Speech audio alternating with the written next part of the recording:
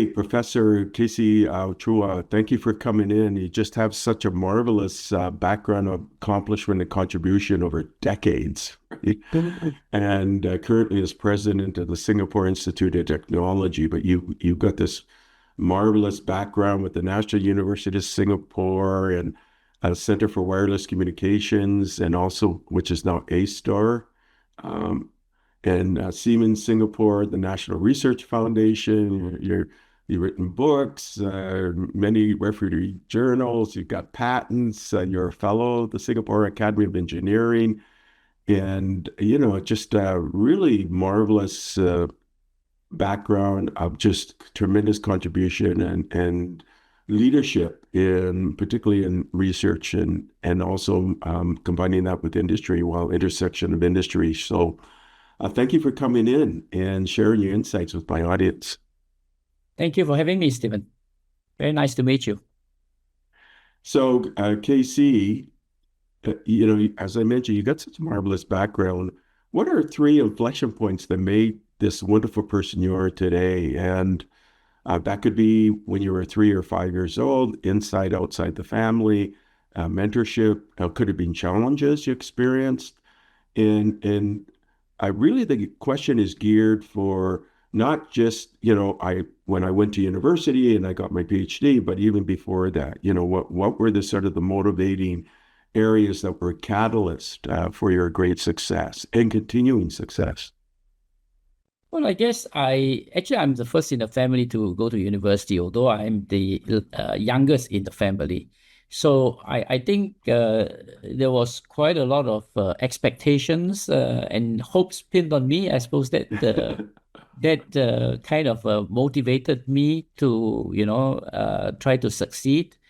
And when I was young, I was also the tinkerer in the family, in the sense that um, I was the one who would change electric light bulbs and plugs, unscrew the whole kettle and see what was wrong and so on. So I was the kind of a tinkerer, and that kind of sort of helped me decide that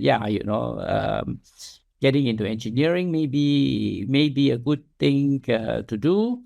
I was also completely put off, to be very frank, when I was in secondary school, by biology. So, I was not very keen on biology. And, at the time when I went to college, I didn't realize, and, most Asian parents hope that their children will be medical doctors. And when I went to junior college, I thought that to be trained as a medical doctor, I needed to do biology, but I wasn't interested in biology. But now, of course, I realized that biology is not that important to study medicine. It's chemistry that is more important. Yeah, but I think being a tinkerer, a lot of hopes pinned on me by my family. I think that sort of gave me early motivations to do well. And I frankly I did well in school, and I enjoyed the attention given to me for doing well.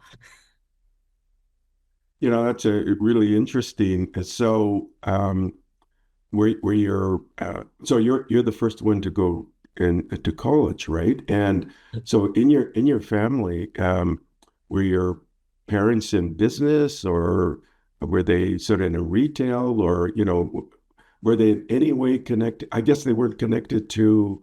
No. I was raised pretty much in a single parent home. My father passed away very early when I was very young. And so my mother single-handedly raised 7 of us.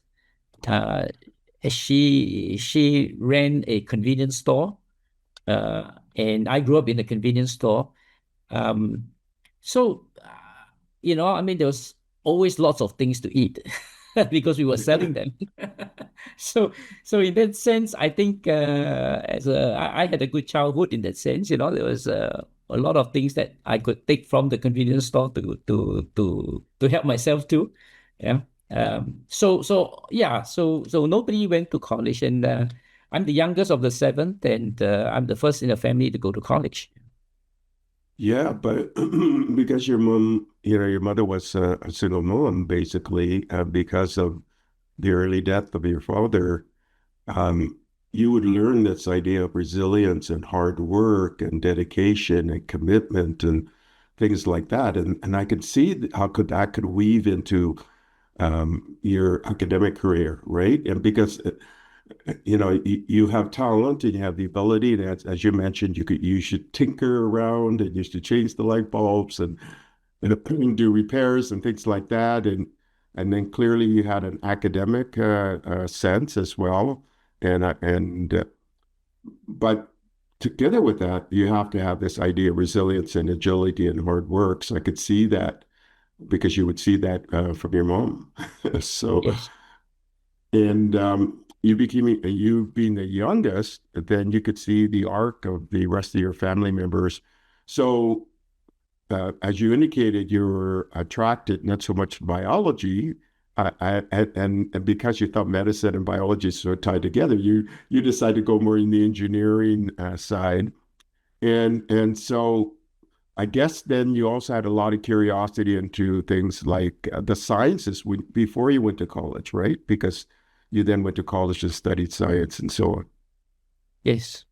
Yes. Indeed. So let's kind of walk through you went to college and what did you study in college?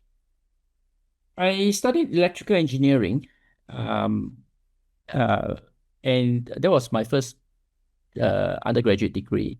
I continued on with a master's in electrical engineering, but instead of electronics, I sort of pivoted more to computer engineering. And subsequently, when I did my PhD, it was also more into computer engineering, telecommunication networks. Yeah. And then so you get your undergraduate degree, you get your master's, and you get your PhD, but now you're more in the computing side of the engineering. And then so what was your first appointment or job after you got your PhD? So I was given a lectureship at the National University of Singapore. At the time when I joined, it was 1990. NUS at that time was pretty much like the British university. The academic titles were lecturer, senior lecturer, associate professor, then full professor. So I joined as a lecturer in 1990 at NUS immediately after my PhD. Yeah. I see. So for you to then join as a lecturer and NUS, National University of Singapore, is world renowned. So, and it definitely is a center within the ASEAN region, and it's known for its academic rigor, but it's also known for this ability to tie with industry and tied into the significant success of Singapore itself. Singapore ranking number one in different areas, as many areas actually as a country. So, so for you to be invited in basically as a lecturer, and then continuing, you became the dean of the Faculty of Engineering, then vice dean of research, the head of the Department of Electrical and Computing Engineering, and then you did other kinds of roles as well.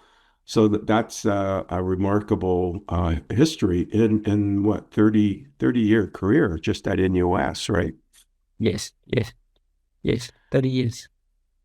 So, talk about some of the work that you did in outside of or secondments that you had or leaves of absence roles from NUS, and then we'll get into the Singapore Institute of Technology in your role there.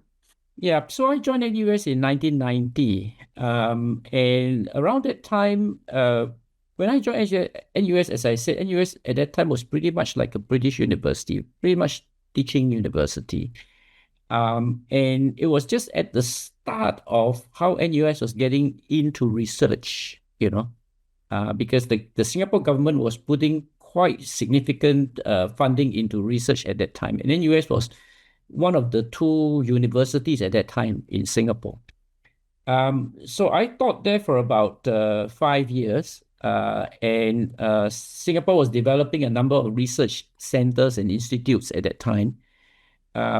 And the Center for Wireless Communications was established in 1994.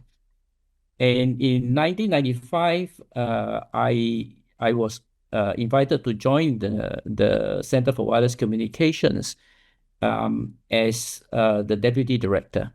So I spent about 6 years, about 5-6 years at the center as the deputy director. And because of my area of research, the reason I guess I was asked to join was to also broaden. When the center first started, it was very focused on, those were the days of telepoint, no cellular. Cellular was very expensive. The first generation cellular was very, very expensive. And so most people couldn't afford a cellular phone. And the cheap, what we call the poor man's cellular, was the telepoint system. Motorola started that, where, you carry a pager. You carry a pager, and when somebody wants to reach you, they page you. Then you have all these telepoints, installed in nearby, in lampposts and so on, where you could make a call through one of those stations, but you couldn't receive because it didn't know where you are.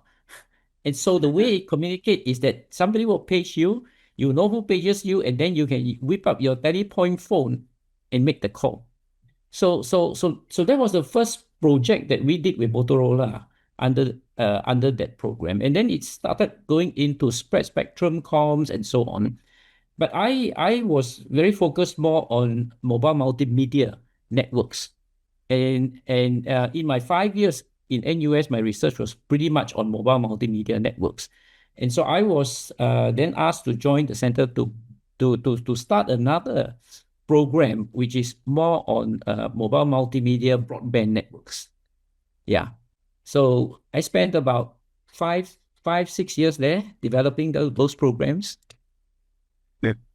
Wow, that's quite remarkable. Really, you're at the founding, basically, of all of this kind of communication capability out of Singapore. And the Center for Wireless Communications is now later part of A-STAR's Institute for Infocom Research. Infocom Research, yes. But, and you also did work with Siemens Singapore. Can you talk about that? Yeah.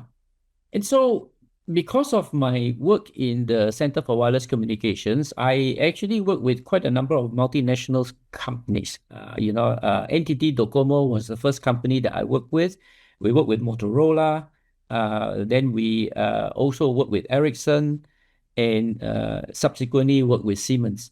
When Siemens wanted to set up their R&D lab, at that time was 3G mobile, third generation mobile, right? We are talking about 5G, 6G today, but that was 3G.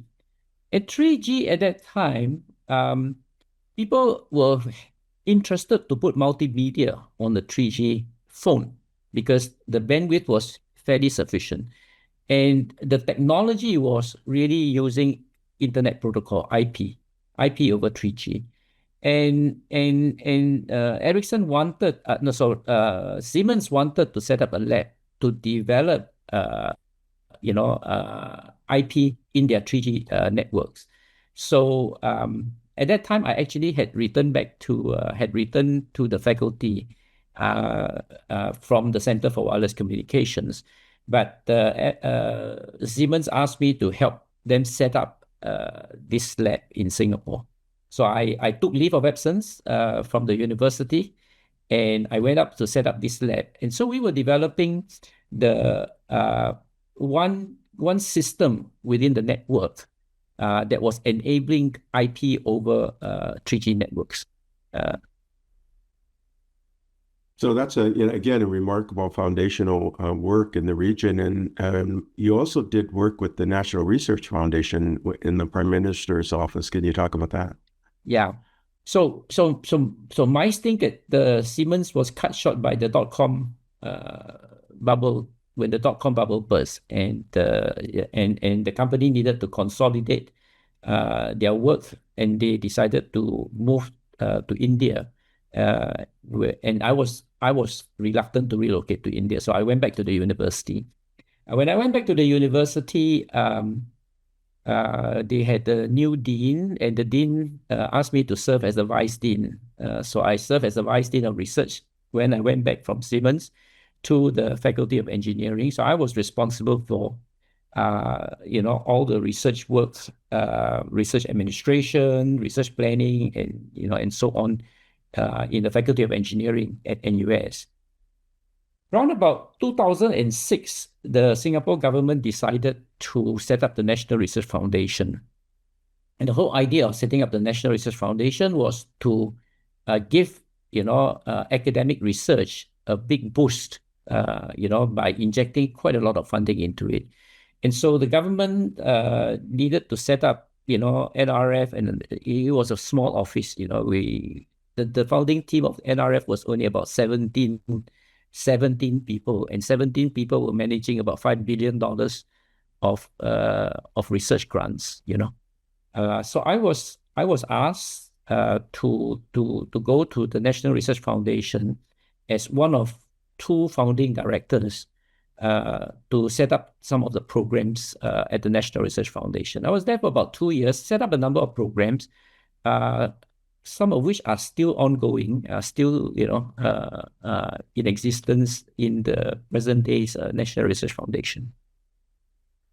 So that's really quite remarkable. So, you do all of this work at NUS, and you serve in a variety of really senior roles, and you then, deputy director at the Center for Wireless Communications, which becomes the Institute of Infocom Research.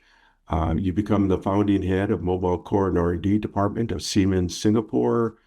And then from 2006 to 2008, because you said 2 years, then you're the director of projects at the National Research Foundation, Prime Minister's office. And so that's, again, foundational work in what you're doing, and really now the base for all of this amazing progress in Singapore really being a global leader in many respects. At some point, though, and you got all of these progressively great roles at NUS, and then you get an invitation to join the Singapore Institute of Technology as deputy president, academic and provost. Can you say why you decided to take that position on? So when I came back to NUS from my stint at the National Research Foundation, you can liken it like, a professor in a university in the US going to the National Science Foundation, for example. So I thought it was quite useful to be on the other side when you're dishing out money, as opposed to, writing grants to get money to do the research. But I think it's useful experience. So when I returned to NUS, again, a new dean came in. It was I was always going back to the university when there was a new dean, and the new dean again asked me to be the vice dean for research under his leadership, and I served in that role for almost a year. And when they needed a new head of department in the electrical computer engineering department in NUS, they sort of asked me to lead that. At that time, it was the largest department in the whole of NUS. It was about 100 academic staff, about 500-600. We would admit about 500-600 undergraduate students every year. So it's the largest in the whole university. I served there for about 4 years plus as head, and then they needed a new dean, so I was nominated, and I got the job as the dean of engineering. I served as the dean of engineering for close to 5 years. Usually, it's a 2-year term. It's a 3-year term. So usually, one would serve for about 6 years, but I served for about 5 years. The Singapore Institute of Technology at that time were thinking about succession planning for their president, and they asked me to consider going in as a provost, deputy president and provost, for a couple of years, and then take over as president. So So that was a good opportunity, I thought, because the Singapore Institute of Technology is a very, very young university, very different from NUS. And, I guess my whole career has been opportunities which I would just take, and it's sort of expanded, the range of things that I get involved in, the range of experiences I get, which is very different from a typical academic, I would say. So, because SIT, the Singapore Institute of Technology, is a young university, I would say that it gives you more the ability to shape the future of the university, right? And to shape where it's going. And because it's like it opens up pretty much any almost unlimited opportunity compared to really an established long-term university where there's a lot of already protocol in place and procedures in place. You can, or am I wrong? It allows you to kind of shape it in a way that you think is going to be the best for Singapore, but also for the university and also for the students and so on. Yeah, indeed. I think there are many things that, I have learned what is good to implement, what is not good to implement, which I bring, to SIT, Singapore Institute of Technology. But I think SIT has also, right from the start, been set up to be a different type of university. In fact, it is Singapore's first university of applied learning. So we are in Singapore, there are six publicly funded, what we call autonomous universities, autonomous in the sense that we have our own board of governance and so on. So, we are sort of independently governed by our own board, but we are still funded by the government through the Ministry of Education. So we are called autonomous university. And SIT is the fifth of six autonomous universities in Singapore today. So the four universities that were set up before SIT are pretty typical academic, in local parlance, we call them research-intensive universities. So they are very similar to universities you find in the US, elsewhere, right? They teach, they do research, and so on. SIT was set up with a focus on the pedagogy being very applied, very industry-based, right? The whole idea is that we needed different pathways at the university level for Singaporeans. And in Singapore, the education system is that after 10 years of education, from primary to secondary, 6 years primary, 4 years secondary, after 10 years of education, a student has three pathways to go to. And it's roughly 25%, 50%, 25%, right? The first pathway is to go vocational. We call it the Institute of Technical Education. The second pathway is more applied. Our 5 polytechnics. These are 3-year programs resulting in a diploma. They are terminal diplomas in the sense that the students are work ready. They can go to industry to work, perhaps as an associate engineer if they are trained in engineering, right? Then the third pathway is the academic pathway, which is, your international baccalaureate, the similar to the British A levels, where they are prepared in a very academic way to go to traditional universities. So there are these 3 pathways. Now, SIT was set up primarily to be the upgrade path for most of the polytechnic students who are very hands-on, very close to industry. So we are set up quite differently, applied learning as opposed to very academic learning. And the way we train our students is to train them to be active learners, learning through doing, using their hands and their brain, of course, and in very authentic learning environments. And because we train them for the industry, the most authentic learning environment to us is the industry itself, So right from the start, SIT was designed to be a very different university. But you're right in the sense that there are many things that I have learned in my 30-year career as an academic in NUS, big university. And during my time there, NUS also transited from being pretty much a teaching British type of institution to American research intensive institution. I experienced that change within NUS. I see what is good to do, what is not good to do. And of course, I bring that to SIT. So that's really quite exciting, though, because you get to interface with industry. So you must be then seek partnerships and also maybe co-development programs with industry. Like, are you looking for companies around the world to invest in your university, work with your university? Yeah. So SIT, as I said, very young. I think as an autonomous university, we are only 12 years old. So in the world of academia, we're a baby, right? 12 years old, and the first 10 years or so, we were very, very focused on developing our undergraduate programs, making sure that our students are very well placed. And in fact, today our students are as well placed as NUS students, for example, at least in the local industry.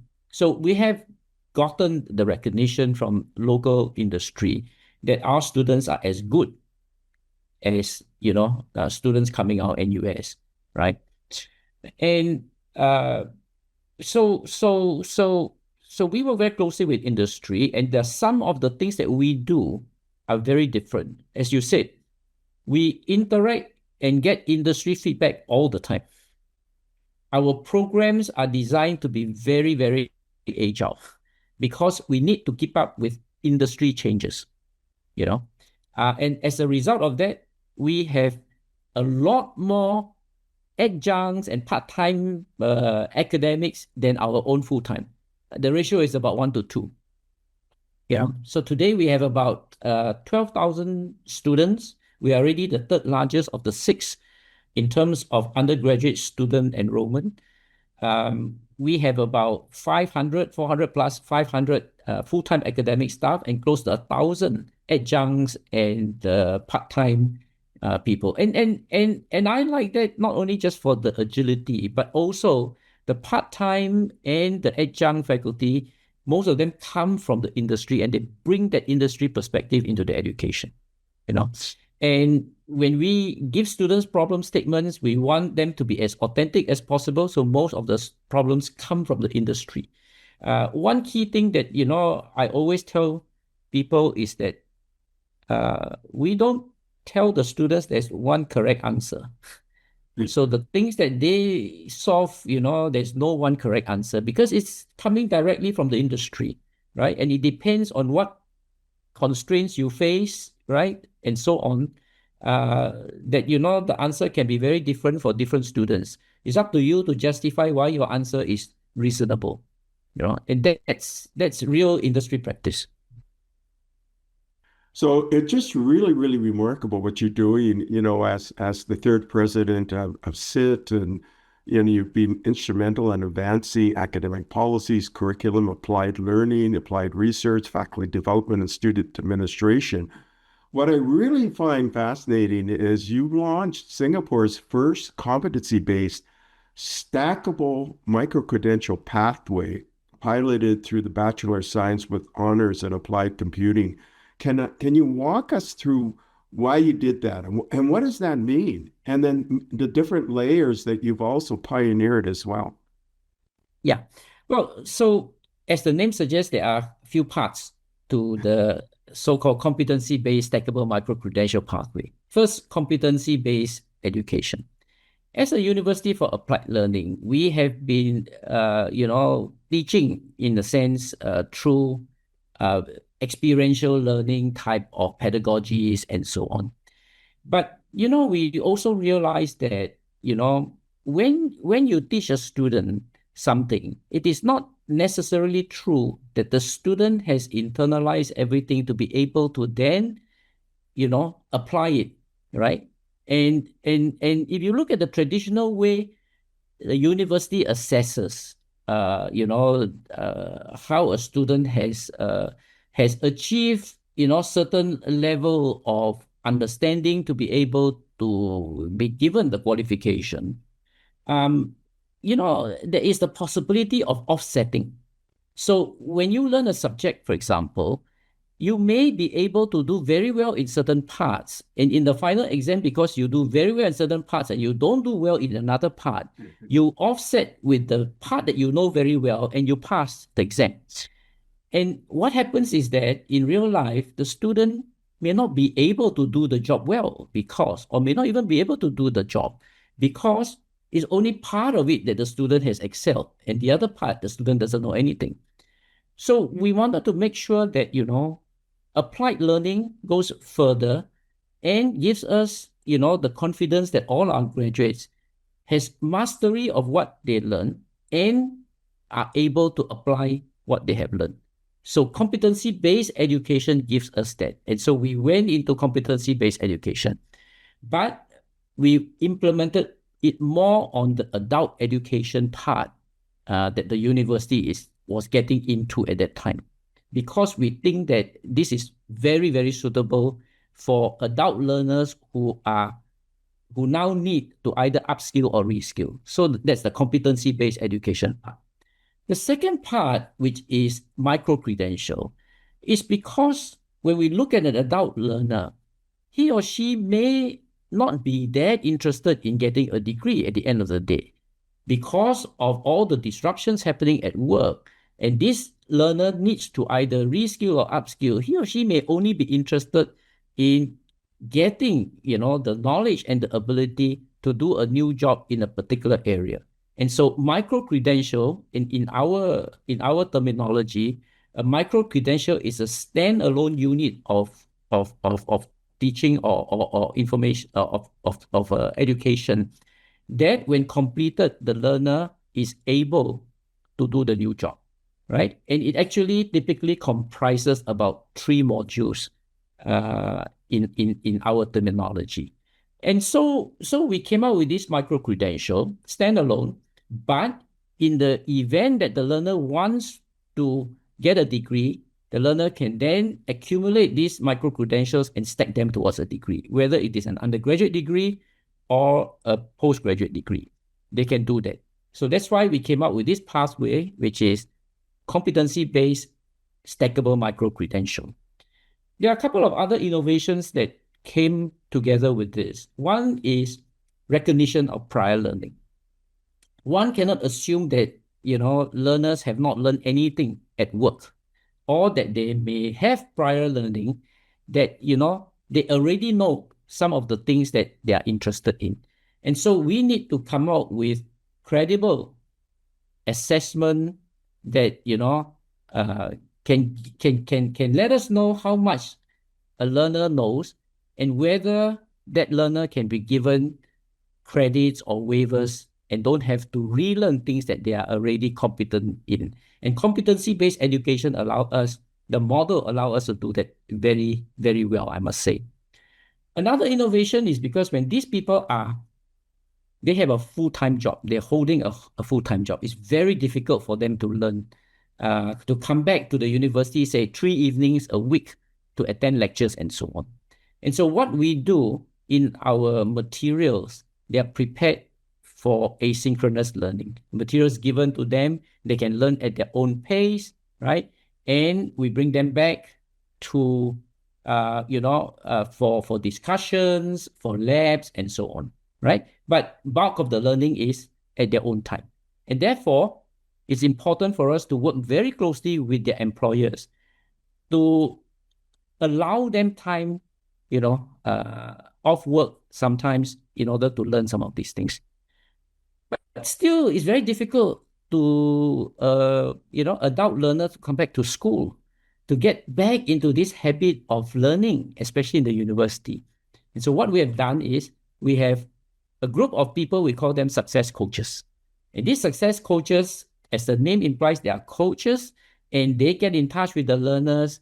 They nudge them, they ask after them whether they have any difficulty, whether they have actually logged into the learning management system at all to look at the materials and so on. And they follow up with them. The whole idea is to go along with them for the journey for maybe 1 or 2 trimesters so that, they get over this bump or this hump, and then they get back into this habit of learning.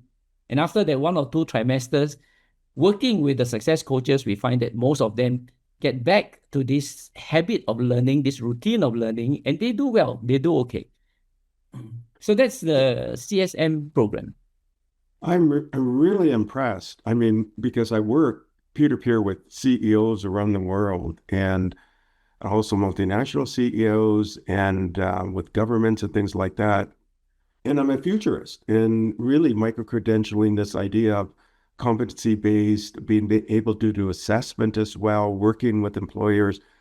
That is so forward-thinking and right at the moment and for the years to come, because all of this converging of technologies is going to require reskilling. I mean, you've developed really a tremendously, it's a great program, and it's exactly what I hear is needed globally. So I'm going to definitely spotlight this to all of my CEO friends. I mean, just remarkable. Yeah. And then you've got this Learn for Life program, right? And you launched in October 2023. And it ties into this. Can you talk about that? Yeah, well, that's mainly for our own alumni. We make a commitment to them. And in fact, we are going to do more. So that was a start. We made a commitment to them that, we want to be their partner in their learning journey, right? For lifetime. So it's not a partnership or it's not an involvement 3 to 4 years while they are with us, but even after they leave us, because, we're encouraging them to come back, to upskill and reskill all the time. It is about lifelong learning today. I mean, I'm quite used to telling my colleagues that, for me, my generation, we were trained, to have a career of a lifetime. But today we are training our students to have a lifetime of careers, and we need to help them pivot, right? And I said, 5, 10, or even more changes in one's career in a lifetime, because people are also living longer. And as an aging society, we also require people to work longer, right? So it is this lifelong learning thing. And for our own alumni, for a start, we say, how can we interest you to come back, right? And so we said, there will be new things coming, new technology coming, and so on every few years. And so for a start, based on the resources we have, we say we'll give you one free module every 5 years. You can come back and take any module for free. Hopefully it's an introduction, right, to a new technology and so on. And so they can be then, kept informed. And of course, if they need to go deeper and so on, we will provide more training for them and so on. Yeah, so that is the Learn for Life, program that we started. Yeah, and you also introduced a simplified process for postgraduate study as well, right? Yes. So to make it easy for our alumni to come back again, the same idea, right? If they need to upskill, make it easy. You've been our student before. Why do we need to retest you? Why do we need to relook at your credentials and so on, right? You've been with us. We know you. So, why can't we take you back for upskilling anytime? It is so progressive what you're doing, and it's just marvelous. I have to applaud all of this marvelous work. And I know in your 2025 annual report too, you're framing the new campus and emphasizing one sit and this digital district. Can you talk about that? Yeah, so we just moved into our new campus. Previously, we were operating out of 6 locations. And we just completed building our new campus in the area called Punggol Digital District. It is a new business park that the government has developed, more for digital services, businesses in the digital services and the digital technology area. So we are really co-located with industry. We are the first university in Singapore that is co-located with industry. And it is basically, if you visit our campus, you can't tell the difference between the university and, the companies, because we are all co-located together. And in fact, when we plan it, we have some swap space as well. So industry is in our campus, we are in the industry in the business park. Now, it opens up a whole lot of new opportunities for us because of our DNA. We are a university that is very tightly linked to the industry, right? It opens up a whole new, all the new opportunities. But what we have just, and in fact, the Minister for Digital Development, we just had a conference called ATX Summit last week, and the Minister announced that, the whole district, the Punggol Digital District, would, be a test bed for new technologies and so on. And the first area they were looking for is robotics and embodied AI. So we work with the relevant ministry. We work with, the government agency that is in charge of the business park and ourselves as a campus. So this government agency with the business park and us, we are the major building owners in that precinct. And close to that precinct, we are surrounded by residential units and so on. So, I look at it and say, hey, this can be a microcosm of Singapore as a smart nation. Really, I think at steady state, we were about, in the park itself, we were about 40,000 people, right? My 12,000 students, my own staff, come out to be about 15,000 people, and the business park will have about 25,000 people working in companies and so on. And then you have the residential areas, many blocks of apartments nearby. And that whole thing can really be a very nice precinct that represents, a small scale Singapore. And we can test things out. What are we testing? We're not just a test bed to test new technology. We want to bring companies in there to test applications, services with the new technology so that they can think about new areas of businesses that they go into. Why am I interested in that? They're all where my students and faculty are. And they can then get involved with all these companies doing all this testing. And they really then learn really cutting edge stuff, prepare them for the industry. Yeah, I mean, it's just a remarkable vision, and definitely what I'm hearing globally, including in the hyperscalers around the world and their senior leadership. I was on stage with Brian Glazer. He's the chief learning officer for Google. It's actually quite famous. And really your vision so much aligns with, all of these philosophies that we're seeing. And because of this compression in technology, then you have to integrate. And you're doing it across so many different areas, and this Punggol Digital District and your new campus and the one SIT, and then you're well now into your SIT 2024 strategic vision. So, KC, it's remarkable what you're doing, and again, really a North Star for the world.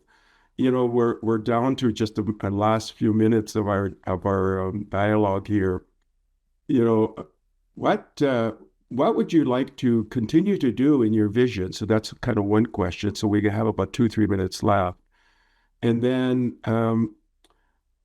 what would be your recommendations to the broader audience? So that's kind of the second part. And then third would be, do you have any questions you want to leave the audience? Questions that they can ponder? Yeah. So I think the various pieces of things that we have been doing are coming in very nicely together now. There's one more piece that, we are also starting to get into. And this is about the assessment part.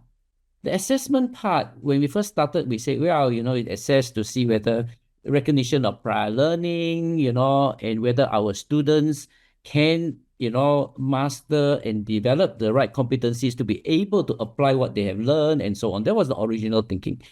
But now when we think about assessment, I think that in the future, when we go into a skills-based hiring, companies will need independent unbiased assessment bodies to basically say, somebody has gone to learn something, but is that up to scratch? What has this person learned? So I think that assessment part can help company, really assure them that this person has that competency. And now companies are hiring people because they don't have that ability to really assess. They're hiring people based on proxies. Full qualification from University XYZ, I can, confidently hire this person, right?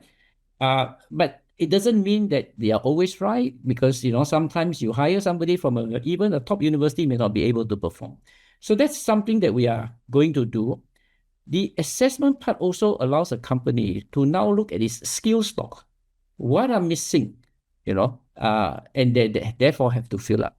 For an individual, it also allows the individual to say, what do I know? What are the gaps, right? And then can we help you fill up those gaps?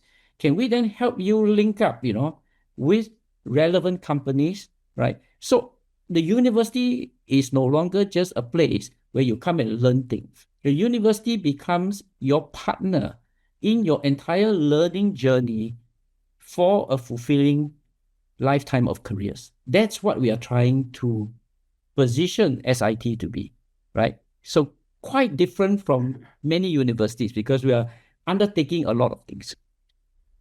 We will continue to be a fairly small university. And so what we need is to get like-minded people, partners, organizations to come and work with us. So I in my SIT 2034 plan, one of the enabling strategic objective is to make SIT a platform university. Platform university in the sense that, I want to leverage the entire ecosystem to do what we want to do. Things that I don't have the capability. Is there somebody in the entire ecosystem that has the capability that I can work with in order to do what I said I want to do for an individual?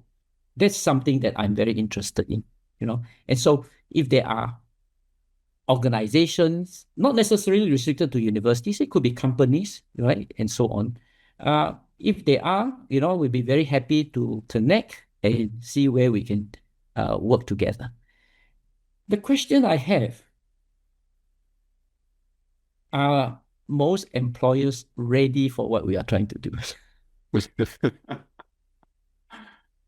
Casey, it's brilliant.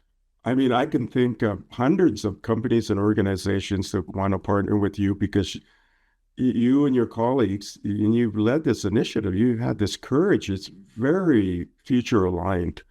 So I applaud you. So I had no idea going and walking into this dialogue that it's brilliant. It's marvelous. It is so leading the world in many respects. And I really enjoyed my time with you. Thank you for sharing all of your marvelous insights. And we've got to do periodic repeats of this. And I'm definitely going to showcase what you're doing globally in my work. So thank you for coming. Thank you very much, Stephen. Thank you. Enjoy talking to you. Thank you for listening to the Brand Called You videocast and podcast, a platform that brings you knowledge, experience, and wisdom of hundreds of successful individuals from around the world.